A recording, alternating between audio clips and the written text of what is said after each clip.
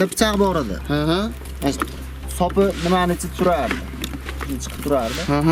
Uni olib suqib turib 26 yoshli navqiron yigit. Tog'ni ursa tolqon qiladigan kuchi bor. Oilasi, ota-onasi suyanardi unga, ammo o'ylamay qilingan ish uni to'rt devor ortiga yetakladi.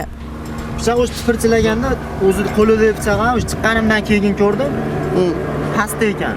Qo'lini mahalladoshining qoniga belagan Qo'shtepalik sudlangan shaxs hali oila deb atalgan muqaddas qo'rg'onga ham qadam qo'ymagan. Muqim ish joyi yo'q. Ma'lum bo'lishicha, u marhum qishloqdoshi bilan avvaldan dahanaki janjallashib kelgan. Ana shunday janjallarning birida marhum mahalladoshi unga sog'ligi buzilishiga sabab bo'lgan tan jarohati yetkazadi. Bu esa marhumga ozodlikdan mahrum qilish tariqasidagi jazo tayinlanishiga sabab bo'lgan. Ikki qishloqdosh o'rtasidagi janjallar esa shu joyda tugamaydi. Qishloq odamlari ikki mahalladoshi o'rtasidagi nizoni bartaraf etishga urinishadi. Shunday bo'ladi ham. Ular bir-birlari bilan asta-sekin yaqin bo'la boshlashadi. Ammo oradan vaqt o'tib marhum sudlangan shaxsdan hali bu bahonalar bilan pul so'ray boshlaydi. Marhum u sababli, ya'ni unga qasddan shikast yetkazgani uchun ozodlikdan mahrum qilish jazosiga sudlanib, keyinchalik ushbu jazo axloq tuzatishlari jazosiga almashtirilib, jazo o'tayotganligini ro'kach qilib, axloq tuzatishlari jazosi to'lovi va boshqa xarajatlari uchun 150 AQSh dollari olgandan so'ng yana kreditini so'ndirish uchun 4,5 million so'm pul so'raganidan achchiqlanib, uni qasddan o'ldirish rejasini tuzib, 2024-yil 4-sentyabr kuni Karimovga tegishli Cobalt rusumli avtomashinaga, go'yoki Dehqonovga u so'ragan pulini berishini aytib aldab, avtomashinaga chiqarib, xilvat joyga olib borib, uni ko'ksiga bir marta pichoq sanchib, qasddan o'ldirgan.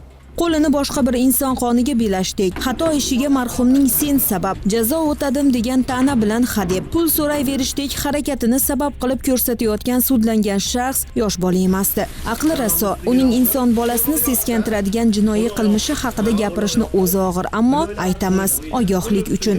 Shundan so'ng Isaqov jinoiy faoliyatini davom ettirib, Dehqonovning murdasini Qo'shtepa tumani Sohibkori mahallasida joylashgan qurilish tugallanmagan xonadoniga olib kelib, Labor rusumli avtomashinaga murdani, o'tin, avtomashina shinasi va benzin yoqilg'ilarini yuklab, mas'uliyat cheklangan jamiyatiga tegishli yer maydoniga olib borib, Dehqonovning murdasini yoqib yuborib, murdani taqqirlagan. 30 yoshga ham to'lmagan yigitda boshqa bir odamga nisbatan shuncha nafrat va vahshiy harakat. Qars ikki qo'ldan chiqadi dersiz, ammo hech bir sabab bir insonni o'ldirib, yana uning murdasini taqqirlashdek jirkanch qilmishga sabab bo'la olmaydi. Sudda to'plangan dalillar, xolislar va guvohlarning ko'rsatmalari o'zining iqrorligi bilan sudlanuvchining jinoiy qilmishi to'liq isbotlandi. Jinoyat ishlari bo'yicha Qo'shtepa tuman sudida unga nisbatan hukm o'qildi.